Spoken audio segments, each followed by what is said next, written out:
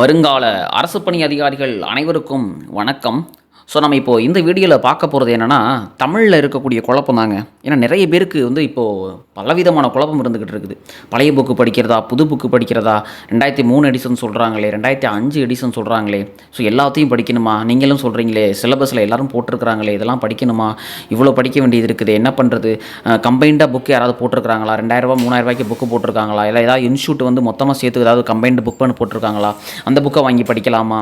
எல்லாமே என்கிட்ட சோர்ஸ் இருக்குது. ப்ரீவியஸ் இயர் கொஸ்டின்ஸ் என்னுடைய கம்பைண்டு வச்சுருக்கேன், இவ்வளோ விஷயம் இருக்குது, எல்லாமே போதுமா, எனக்கு எல்லாமே போதுமான்னு சொல்லிட்டு நீங்கள் நிறைய கன்ஃபியூஷனில் இருக்கிறீங்க.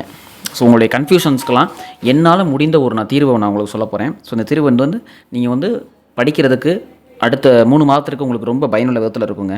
ஏன்னா நிறைய பேருக்கு இருக்கக்கூடிய இந்த குழப்பத்தை சால்வ் பண்ணுறதுக்கு தான் இந்த ஒரு வீடியோ இல்லை. தமிழ் படிக்கிறது இவ்வளவு சிரமமாக.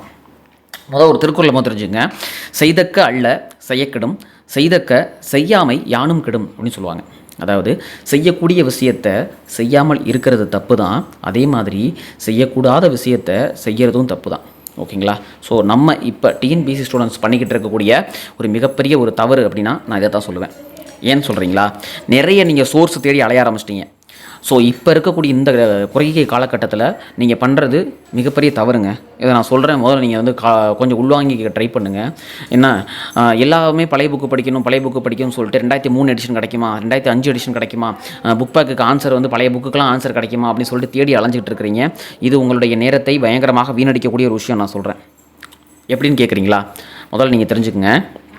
முதல்ல கொஷின் பேட்டர்ன் நீங்கள் பார்த்தீங்கன்னா உங்களுக்கு தெரியும். 100 கொஷின்ஸ் கேட்குறாங்கன்னு உங்களுக்கு தெரியும். இப்போ சிலபஸை மாற்றிருக்காங்கன்றதும் உங்களுக்கு தெரியும். இப்போ இருக்கக்கூடிய சிலபஸில் பெரும்பாலும் என்ன சேர்த்துருக்காங்க, உங்களுக்கு இலக்கணம் இந்த மாதிரி தனித்தனியாக என்னென்ன டாப்பிக்கில் எவ்வளோ கொஷின்ஸ் கேட்க போகிறோன்றதை அவங்களே கொடுத்துட்டாங்க அப்படிங்கிறதும் என்ன தெரியும், உங்களுக்கு தெரியும்.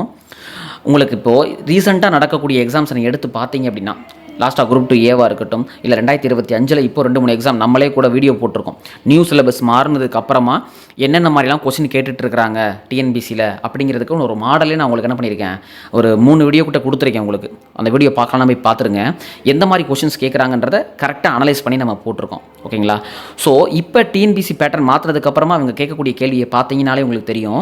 100 கொஸ்டின்ஸில் உங்களுக்கு 85 கொஸ்டின்ஸ், 80லேருந்து 85 கொஸ்டின்ஸ் உங்களுக்கு புது புத்தகத்தில் தமிழ் 6th to 10th வரைக்கும் இருக்கக்கூடிய பேசிக்கான அந்த கொஸ்டின்ஸ் தான் உங்களுக்கு 80லேருந்து 85 கொஸ்டின்ஸ் உங்களுக்கு கேட்குறாங்க. இல்லையா? இதை முதல்ல நீங்கள் புரிஞ்சுக்க ட்ரை பண்ணுங்கள். நீங்கள் 80லேருந்து 85 கொஸ்டின் உங்களுக்கு என்ன பண்ணுறாங்க, 6th to 10th இருக்கக்கூடிய புத்தகங்களில் கேட்குறாங்க. மிச்சம் இருக்கக்கூடிய 15லேருந்து ஒரு 20 கொஸ்டின்ஸ் என்ன பண்ணுறாங்கன்னா, உங்களுக்கு நீங்கள் தேடி தேடி அலைஞ்சிக்கிட்டு இருக்கீங்களே, புது புத்தகத்தில் இருக்கக்கூடிய 11th 12th இருக்கட்டும், பழைய புத்தகம் சமச்சீர் புத்தகத்தில் இருக்கக்கூடிய 6th to 12th புத்தகமாக இருக்கட்டும், இல்லை நீங்கள் சொல்லக்கூடிய 2003 2005 புத்தகங்களாக இருக்கட்டும், இல்லை இன்னும் சில பேர்லாம் வீடியோ போட்டுட்ருக்காங்க, 5ஆம் வகுப்புலேருந்துலாம் கொஸ்டின் கேட்குறாங்க சார் அப்படின்னு சொல்லிட்டு. பார்த்தீங்களா சார் எப்படிலாம் கொஸ்டின் கேட்குறாங்க பார்த்தீங்களா? அப்படின்னா நம்ம பார்த்தீங்களா இது அப்படியே யாரும் கிடைக்காத ஒரு அரிய கண்டென்ட் அப்படின்னு சொல்லிட்டு நீங்கள் என்ன பண்ணுறீங்க, தேடி அலையிறீங்க. இது மிகப்பெரிய ஒரு தவறுங்க. 80 கேள்வி இருக்குதுங்க உங்களுக்கு புது புத்தகத்தில் 6th to 10th. நீங்கள் அதை விட்டுட்டு இல்லாத கொம்பை நீங்கள் பிடிக்க ட்ரை பண்ணிகிட்டு இருக்கீங்க. அதை தயவுசெய்து நிப்பாட்டிடுங்க. ஏன்னா நான் என்ன சொல்கிறேன்னா, 6 to 10 இருக்கக்கூடிய புத்தகங்களை நீங்கள் அட்டை படிங்க. என்ன சார் சொல்கிறீங்க, உரைநடையெல்லாம் படிக்கணுமா சார், துணைப்பாடம்லாம் படிக்கணுமா சார், அதில் உங்களுக்கு சில டவுட் வரும். ஓகேங்களா? அந்த மாதிரி கேட்டிங்கன்னா கூட பரவாயில்ல. நான் என்ன சொல்வேன்னா, 6 to 10 இருக்கக்கூடிய புத்தகங்களை அட்டை படிங்க. ஆசிரியர் குறிப்பு, நூல் குறிப்பு, பாடல் வரி முதற்கொண்டு படிங்க. துணைப்பாடமாக இருந்துச்சுன்னா அதான் சொல்கிறேன், ஆசிரியர் குறிப்பு, நூல் குறிப்பு எல்லாத்தையும் படிச்சு வச்சுங்க. என்ன கதை, யார் எழுதுனா, அவங்களுடைய என்ன பொறுத்துக்களை கேட்டுறாங்க. உங்களுக்கு நீங்கள் நினச்சிட்டு இருப்பீங்க சிலபஸில் இருக்கிறது மட்டும்தான் கேட்குறாங்கன்னு சொல்லிட்டு. இன்னும் டிஎன்பிசி சிலபஸில் இல்லாத அந்த தமிழ் அறிஞர்கள், தமிழ் சான்றோர்கள் அப்படிங்கிற ஒரு டாபிக் உங்களுக்கு கொடுத்துருக்குறாங்க. யூனிட் 7 நினைக்கிறேன். உங்களுக்கு அந்த யூனிட் 7ல் தமிழ் அறிஞர்கள், தமிழ் சான்றோர்கள் வராங்க. தமிழ் இலக்கியம் தொடர்பான பிற செய்திகள் அப்படின்னு சொல்லி அவங்க ஒரு டாபிக் கொடுத்துருக்குறாங்க. அந்த டாபிக் கீழே உங்களுக்கு என்ன பண்ணுது, இந்த இலக்கியங்கள் தொடர்பான செய்திகள்னு சொல்லி எல்லாமே கவர் ஆகிடும். அதனால தான் சொல்கிறேன், நீங்கள் 6th to 10th இருக்கக்கூடிய புத்தகங்களில் உரைநடை முதற்கொண்டு என்னது துணைப்பாடத்தில் ஆசிரியர் குறிப்பு, நூறு குறிப்பு, இது எல்லாத்தையும் புதிய புத்தகத்தை தயவு செய்து நல்லா படித்து வைத்து கொள்ளுங்கள். கேட்கக்கூடிய 80லேருந்து 85 கேள்விகளை நீங்கள் ஒரு கொஸ்டின் கூட விடாமல் அடிக்க பாருங்கள் ஃபஸ்ட்டு. ஓகேங்களா? இது ஒரு ஃபஸ்ட்டு பாயிண்ட்டுங்க. இதுதான் உங்கள்கிட்ட சொல்ல நினச்சேன். ஓகேங்களா? ஏன்னா நிறைய பேர் இன்னுமே கீழே கேட்டுருக்கீங்க, சார் இந்த மாதிரி என்கிட்ட இவ்வளோ புத்தகம் இருக்குது சார், என்கிட்ட இவ்வளோ புத்தகம் இருக்குது சார், ப்ரீவியஸ் இயர் கொஸ்டின் இருக்குது சார்னு சொல்லிட்டு. ஓகேங்களா? இவ்வளோ விஷயங்கள் உங்களுக்கு தேவை இல்லைங்க. கடைசி ஒரு 4-5 வருஷம் கொஸ்டின் எடுத்துக்கங்க, தமிழ் கொஸ்டின். ஓகேங்களா? இன்றைக்கி ரொம்ப மெனக்கட்டுறீங்க, ரொம்ப மெனக்கட்டாதீங்க. ஓகேங்களா? அதான் சொல்கிறேன், செய்யத்தக்க செய்யாமல் யானும் கெடும் சொல்லுவாங்க. அதாவது செய்யக்கூடியதை செய்யணும், செய்யக்கூடாத செய்யக்கூடாது. இப்போ நிறைய பேர் என்ன பண்ணிட்டு இருக்கீங்கன்னா, செய்யக்கூடாத விஷயத்தை தான் நிறைய பேர் செஞ்சுட்டு இருக்கிறீங்க. இவ்வளோ சோர்ஸ் உங்களுக்கு குமிஞ்சு கிடக்கிறதுனால என்ன பண்ணுறீங்கன்னா, எல்லாத்தையும் வாங்கி குமிக்கிறீங்க.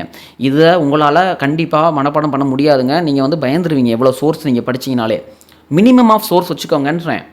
தமிழில் முதல்ல 6th to 10th படிங்க, இல்லை புதிய புத்தகத்தை. அதே மாதிரி புதிய புத்தகத்தில் 11th 12th எடுத்து அதில் தமிழ் சான்றோர்கள் இருப்பாங்க, தமிழ் அறிஞர்கள் இருப்பாங்க, அதுக்கப்புறம் சொற்பொருள் இருக்கும், புக் பேக் இருக்கும், மொழித்திறன் பயிற்சி இருக்கும்.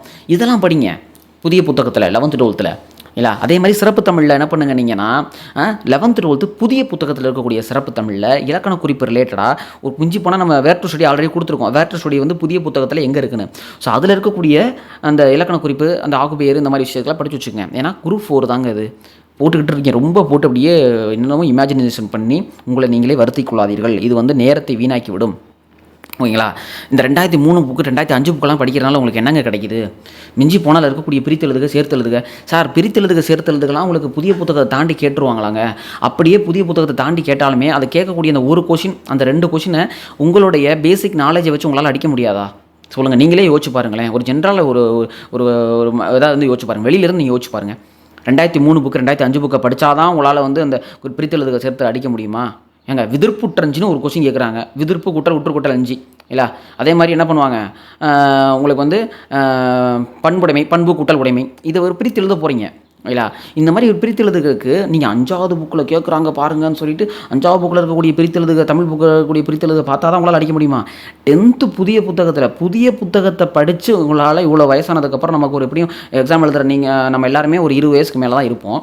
ஸோ அப்படி இருக்கிறப்போ 18 வயசு 20 வயசுக்கு மேலே தான் இருப்போம் எல்லாருமே. அப்படி இருக்கிறப்போ ஒரு பெரிய புத்தகம் 10th 11th 12th இருக்கக்கூடிய புத்தகத்தை படித்து அதில் இருக்கக்கூடிய கண்டென்ட்டை எழுதக்கூடிய நம்மளால் ஒரு 5வது புக்கிலேருந்து கேட்கக்கூடிய பிரித்தெழுதுகவை என்னது, அதை போய் அந்த புக்கை போய் படித்தா தான் நம்மளால் எழுத முடியுமா என்ன? இது ஒரு பேசிக் சென்ஸ் தானே. இதை நம்மளால் அட்டன் பண்ண முடியும் தானே. இதுக்காக போய்ட்டு அந்த புத்தகத்தை நம்ம வாங்கணுமா? இதுக்காக போய்ட்டு அந்த 2003 2005 புத்தகத்தெல்லாம் எடுத்து படித்தா தான் அதிலிருந்து தான் கேள்விக்கு வைப்பாங்கன்னு அது என்ன கட்டாயமாக என்ன? டிஎன்பிசி சிலபஸை கொடுத்துருக்காங்க, அவ்வளோதான் இல்லை. சிலபஸில் கொடுத்துருக்குறாங்க. நம்மக்கிட்ட என்ன புத்தகம் இருக்குது? புதிய புத்தகங்கள் ஆல்ரெடி நம்மக்கிட்ட அவைலபிளாக இருக்குது. அதுவும் ஒரு வருஷம் 2 வருஷம் படிக்கிற ஆட்கள்கிட்டலாம் கண்டிப்பாக பழைய புத்தகத்தையும் சேர்த்து நீங்கள் என்ன படித்து வச்சுருப்பீங்க? ஆசிரியர் குறிப்பு, நூறு குறிப்பெலாம் படித்து வச்சுருக்கீங்க. ஸோ நீங்கள் என்ன பண்ணிடக்கூடாதுன்னா இந்த டயத்தில் அதை நீங்கள் ரிவிஷன் பண்ணாமல் போயிடக்கூடாதுங்க. ஸோ பழைய ஆட்களுக்கு நான் சொல்லக்கூடிய மிகப்பெரிய ஒரு விஷயம் அது. பழைய ஆட்கள் என்ன நினைப்பீங்கன்னா, அதான் சிலபஸே மாற்றிட்டான்ல, இதை மட்டும் படித்தா போதுன்னு சொல்லிட்டு நீங்கள் வெறும் இல்லை பிரித்தெழுதுக, சேர்த்தெழுதுக, இலக்கண குறிப்பு, சொல்லு, பொருள் அதை மட்டும் படித்து போயிடுவீங்க கலைச்சொல்லுன்னு சொல்லிட்டு இல்லையா. அது மிஞ்சி போனால் என்னதுங்க, அந்த 15 கொஷின் கேட்குறாங்கல்ல, நீங்கள் புத்தகத்துலேருந்து படிக்கிற மாதிரி எங்கேயுமே உங்களுக்கு வராதுங்க கண்டென்ட்டு. நீங்கள் வந்து எதெல்லாம் தொகுத்து கொடுத்துருந்தா கூட அந்த கலராக புத்தகத்தில் எப்படி இருக்குதோ, அதில் என்னென்ன பாடம் இருக்குதோ, அதில் நீங்கள் படிக்கிற மாதிரி நீங்கள் எத்தனை இன்ஸ்டியூட் உங்களுக்கு தொகுத்து கொடுத்தாலும் சரி, அதனால் உங்களுக்கு வந்து என்ன பண்ணுவோம், வேணால் ஒரே ஒரு வாட்டி ரிவிஷனுக்கு வேணால் ஒரே ஒரு ஏதாவது ஒன்று வாங்கிக்கலாங்க. ரிவிஷன் மட்டும் பண்ணிக்கலாம் நீங்கள் வந்து ஆல்ரெடி படித்ததை. ஆனால் அந்த மாதிரி நீங்கள் ஒன்றா கம்பைன் பண்ணி படிக்கிறேன்ற படிச்சிங்க அப்படின்னா கண்டிப்பாக உங்களுக்கு கலைச்சொற்கள் அவ்வளோ இருக்குது, மறந்து போயிருங்க. புத்தகத்தை எடுத்து படிங்க. புத்தகத்தை தாண்டி ஸ்கூல் புத்தகத்தை தாண்டி உங்களுக்கு எங்கே போகுது? புதிய புத்தகத்தை ஃபஸ்ட்டு படிங்க. பழைய புத்தகம் படிக்கவே வேணாமா சார் அப்படின்னா, டைம் இருக்கக்கூடிய பட்சத்தில் மொழித்திறன் பயிற்சி வேணால் பார்த்துக்குங்க புக் பேக்கில். ஆனால் அதுவுமே உங்களுக்கு என்ன கொஸ்டின் தான் கேட்குறாங்க? 10லேருந்து 15 கொஸ்டின் தாங்க கேட்பாங்க. நீங்கள் எடுத்து பாருங்கள், கொஸ்டின்ஸ் எடுத்து பார்த்தீங்கனாலே உங்களுக்கு புலப்படும். இப்போ ரீசெண்டாக நடந்தக்கூடிய எக்ஸாம்ஸ் எடுத்து பாருங்கள், 10லேருந்து 15 கொஸ்டின். இதுக்காக போயிட்டு இந்த 15 கொஸ்டின் வந்து நீங்கள் அடிக்க முடியாதுன்னா உங்களுடைய பேசிக் சென்ஸ் வச்சு அடிச்சிங்கனாலே கண்டிப்பாக 10 கொஸ்டின் நின்றோம். ரொம்ப அப்படி டஃப்பாலாம் கேட்க போகிறது கிடையாது குரூப் 4ல் உங்களுக்கு இல்லை. 85 கொஸ்டின் உங்களுக்கு புதிய புத்தகத்தில் வந்துடும். 10 கொஸ்டின்ஸ் உங்களுடைய பேசிக் சென்ஸ் வச்சு அடிச்சிங்கன்னா 90க்கு மேலே நீங்கள் ஈஸியாக அடிச்சிடலாம். 90க்கு மேலே நீங்கள் ஈஸியாக என்ன பண்ணிடலாம், அடிச்சிடலாம். இதை நான் உறுதியாக சொல்கிறேன். இதுக்காக போயிட்டு நான் 2003 புக் எடிஷன் வாங்குகிறேன், 2005 புக் எடிஷன் வாங்குகிறேன், 5வது புக்கிலேருந்து நான் படிக்க போகிறேன் இல்லை. ஓல்டு புக்கில் வந்து இன்னும் 2003 இருக்கும், அதுக்கு முன்னாடி 1990 புக் எடுத்து நான் படிக்கிறேங்கன்னு சொல்லிட்டு நம்மளை வந்து எப்படி மேதாவி மாதிரி நினைத்து கொண்டு சில பேர்லாம் பண்ணிக்கிட்டு இருப்பாங்க. ஸோ அது வந்து நான் தவறாக சொல்கிறேன், நினைத்துக்கொள்ளாதீர்கள். இது நம்மளுடைய நேரத்தை வீணடிக்கக்கூடிய ஒரு விஷயங்க. அவ்வளோ கண்டென்ட்டை படித்து என்னங்க பண்ண போகிறீங்க? இவ்வளோ கண்டென்ட் இருக்குது, அதை படிச்சுக்கிட்டு அதனால் நமக்கு என்னங்க பலன்? அந்த 10 கொஷினுக்காக அந்த இதில் செலவழிக்கிற நேரத்தில் நீங்கள் மேக்ஸுக்கு ரீசனிங்கு கொடுத்தீங்கன்னா 25க்கு 24 எடுத்துகிட்டு போயிடலாம். அந்த இதில் கொடுக்குற நேரத்தை நீங்கள் ஐஎன்எம் பாலிட்டிக்கு கொடுத்தீங்கன்னா அதில் 15 ஒரு 20 கொஸ்டின் எடுத்துகிட்டு போயிடலாம் இல்லை. தமிழுக்கு ரொம்ப மெனக்கட தேவை கிடையாதுன்னு சொல்ல வரேன். தமிழுக்கு நம்மளுடைய புதிய புத்தகங்களை படிங்க. 6th to 10th வரைக்கும் படிங்க இல்லை. அதில் இருக்கக்கூடிய ஆசிரியர் குறிப்பு, நூறு குறிப்பு, பாடல் வரி ஒன்று விடாமல் எப்பயும் நம்ம எப்படி படிப்போமோ அதே மாதிரி படிங்க. சிலபஸை மாற்றிட்டாங்கன்னு சொல்லிட்டு என்ன பண்ணிடக்கூடாது, நீங்கள் பயந்து போயிட்டு ஆல்ரெடி படிச்சிருக்கக்கூடிய பழைய புத்தகத்தை ரிவிஷன் பண்ணாமல் போயிடக்கூடாது ஓகேங்களா. இதைத்தான் நான் உங்கள்கிட்ட சொல்லணும்னு நினச்சேன் ஓகேங்களா. நம்பிக்கை முதல்ல வைங்க. நீங்கள் படிக்கக்கூடிய உங்கள் கையில் இருக்கக்கூடிய புத்தகங்கள் மேலே ஃபஸ்ட்டு நம்பிக்கை வைங்க. அந்த புத்தகங்களை நம்பாமல் யாரோ தொகுத்து கொடுக்குறாங்கன்னு சொல்லிட்டு போயிட்டு என்னது காசை அதிகமாக செலவழித்து அதை வாங்கி வைத்துக்கொண்டு அதனால் உங்களுக்கு எந்த பலனும் கிடைக்க போகிறது கிடையாதுங்க. இல்லை நீங்கள் எடுத்து வாங்கி வச்சுக்கிட்டு இருப்பீங்க. ஒவ்வொரு டாப்பிக்லையும் சொல்லும் பொருளும் இந்தா 500 சொல்லும் பொருளும் இந்தா பிரித்தெழுதுக ஒரு 400 சொல்லு பிரித்தெழுதுக வச்சுக்க அப்படின்னு கையில் கொடுத்து போயிட்டே இருப்பாங்க. ஓகேங்களா? நான் சொல்கிறேன், அதை நீங்கள் என்ன பண்ணீங்க, ஜஸ்ட்டு ஏதோ ஒரு புக்கை ரிவிஷனுக்காக மட்டும் வச்சுக்கோங்க தவிர அதை மொத்தமாக நீங்கள் நம்பிட்டு இறங்காதீங்க. புத்தகங்கள் ஸ்கூல் புத்தகங்களில் தான் உங்களுக்கு என்னது, அதுதான் உங்களுக்கு எல்லாமே வேத வாக்கு. இல்லை அதை முதல்ல இங்கே எடுங்க. இல்லை அதான் நான் உங்கள்கிட்ட சொல்ல நினச்சேன். தமிழ் நியூ புத்தகத்தை முதலில் படியுங்கள். சமச்சீர் புத்தகம் ஆல்ரெடி பழைய ஆட்களாக இருந்தீங்கன்னா கண்டிப்பாக படித்து வச்சுருப்பீங்க. நீங்கள் படிச்சிருக்கக்கூடிய ஆசிரியர் குறிப்பு, நூறு குறிப்பு இதெல்லாம் என்ன பண்ணிடாதீங்க, ரிவிஷன் பண்ணாமல் போய்விடாதீர்கள். இல்லை 2003 2005 புக்கு 5வது புக்காக படித்தா தான் அப்படின்றத முதல்ல நீங்கள் என்ன பண்ணுங்கள், அந்த எண்ணத்தை விட்டொழியுங்கள். ஓகேங்களா? ஓல்டு புக்காக இருந்தாலும் சரி, நியூ புக்காக இருந்தாலும் சரி, உங்களுக்கு என்ன பண்ணாது, பிரித்தெழுதுக சேர்த்தெழுதுக மாறப்போகிறது கிடையாது. கலைச்சொற்கள் சொற்பொருளும் என்ன பண்ணுறது கிடையாது, புதிய புத்தகத்தில் தான் உங்களுக்கு கேட்டிருக்கிறாங்க. வேணால் கடைசியாக நடந்த எக்ஸாம்ஸ் எடுத்து பாருங்கள். புதிய புத்தகத்தில் தான் உங்களுக்கு கலைச்சொற்கள் அதிகமாக கேட்கப்படுகிறது, சொற்பொருள் அதிகமாக கேட்கப்படுகிறது. ஓகேங்களா? ரொம்ப அதிகமாக என்ன பண்ண மாட்டாங்க, வெளியில் போக மாட்டாங்க. 10லேருந்து 15 கேள்வி டஃப்பாக வைக்கணுங்கிறதுக்காக தான் வெளியில் போவாங்க. அந்த 5 கொஷினுக்கும் 10 கொஷினுக்கும் என்ன பண்ணாதீங்க, நீங்கள் உங்களுடைய நேரத்தை அதிகமாக வீணடித்து விடாதீர்கள். வெறும் 3 மாதம் தான் இருக்குது. ஓகேங்களா? ஸோ இதை நான் உங்கள்கிட்ட சொல்ல நினச்சேன். தைரியமாக படிங்க. கான்ஃபிடண்ட்டாக உங்கள் கிட்ட இருக்கக்கூடிய புத்தகத்தையும் உங்கள் கிட்ட இருக்கக்கூடிய சோர்ஸையும் நம்பி படிங்க. தேவையில்லாமல் உங்கள் நேரத்தை வீணடிக்காதீர்கள். இதுக்கு மேலே 5வது பாயிண்ட் பாருங்கள், இது உங்களோட டெசிஷனுங்க.